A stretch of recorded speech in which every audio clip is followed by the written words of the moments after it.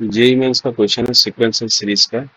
इस क्वेश्चन को रेट करते हैं A1 A2 A3 up to AN in AP all natural numbers, यानी A1 A2 A3 सब क्या है, नेचुरल नंबर है।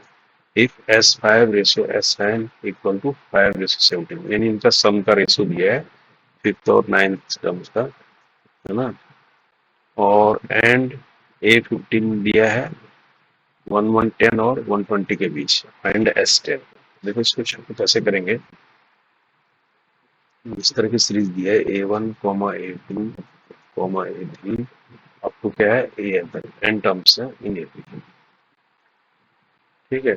और इसका रेशियो दिया है S5 अपॉन S9 का रेशियो दिया है 5/7। तो इस रेशियो में इसको ले आएंगे तो क्या करेंगे, S इजिकल टू क्या होता है n/2 2a plus n minus 1 into D, ये होता है ना। तो यहाँ से अगर S5 निकालना चाहेंगे तो S5 क्या निकलेगा, 5/2 2 हो गया 2a1 प्लस हो गया 5 माइनस 1 4d, ये तो होगा। और इसी तरह से S9 निकालना चाहिए तो 9/2 2a1 प्लस 8d, ये होगा। इन दोनों का रेशियो दिया है हमें, यानी S5 अपॉन S9 दिया है, S5 अपॉन S9 दिया है कितना, 5/70। तो यहाँ करेंगे तो 2 से 2 कट जाएगा, यानी 5/9, है ना। ब्रैकेट के अंदर क्या बचेगा, 2a1 plus 4d upon 2a1 plus 8d, ये कितना है 5/17, है ना। इस 5 से ये 5 कट जाएगा तो 9 इधर चला जाता है, मल्टीप्लाई करेंगे तो 17 2a1 प्लस 4d इंटू करेंगे 9 2a1 प्लस 8d। इसको ओपन कर लेते हैं, 34a1 प्लस 68d, यहाँ कितना देना है 18a1 72d, ये हो जाएगा। ये इधर आ जाएगा 18 और 34, है ना। तो ये कितना हो जाएगा 16a1, है ना। और ये उधर चला जाएगा, है ना। तो कितना आ जाएगा, कितना आ जाएगा 4 आ जाएगा ना 4d। तो d के साथ रिलेशन आ जाएगा, d इज इक्वल टू आ जाएगा 4a1। ये रिलेशन आ गया एक d और a1 के बीच, फर्स्ट कंडीशन रिलेशन आ गया। अब हमें तीसरी कंडीशन क्या दी है, जो A15 है। देखो A15 जो है ये किसके बीच है, 110 से बड़ा है और 120 से छोटा है। तो A15 कैसे निकालेंगे, A15 15th टर्म, है ना। A15 का मतलब है T15, ये तो इसका मतलब, यानी A plus n minus 1 into D. कहने का मतलब A हो गया हमारे पास कितना A1, है ना। ये हो गया 15 यानी 14 डी, यही तो वही है। अब देखो यहाँ से डी क्या है 4a1 है, तो इसको मैं क्या लिख सकता हूँ A1 प्लस 14 इंटू 4a1, ये कितना मिलेगा A1 प्लस 56a1, यानी 57 A1।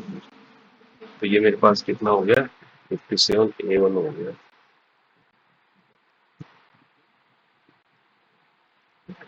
इसको थोड़ा हो गया 57a1।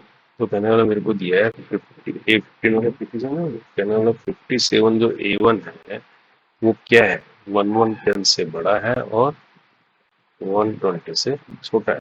अब देखो A1 की वैल्यू को क्या रखेंगे, अगर A1 1 रखते हैं तो 57 नहीं आता है, A1 को 2 रखते हैं।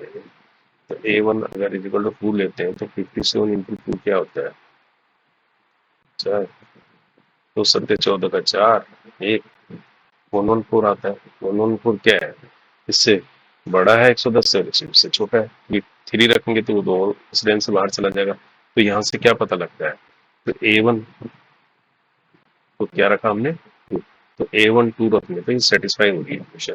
तो A1 की वैल्यू क्या निकली 2 निकल गई, A1 2 निकल गई तो D भी निकल गया हमारे पास। D कितना है 4A1 है ना, तो D इज इक्वल टू कितना हो गया 4A1, यानी 4 इंटू 2 आ गया 8। तो डी भी आ गया, A1 भी आ गया। अब पूछा लास्ट में क्या है इसमें, S10 पूछा है, तो पूछा है S10। तो S10 क्या हो जाएगा एस टेन हो जाएगा n upon two, 10 upon two, 2a है ना, 2 इंटू 2 है ना, n माइनस 10 माइनस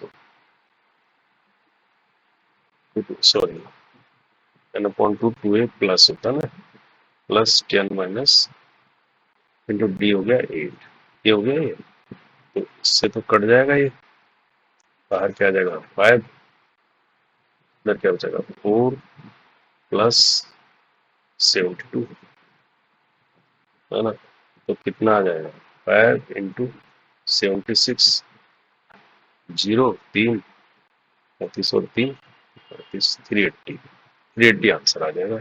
तो S10 कितना आ गया 380 आ गया। तो इस तरह से अप्रोच है इस क्वेश्चन की, है ना। ठीक है, ओके, थैंक यू।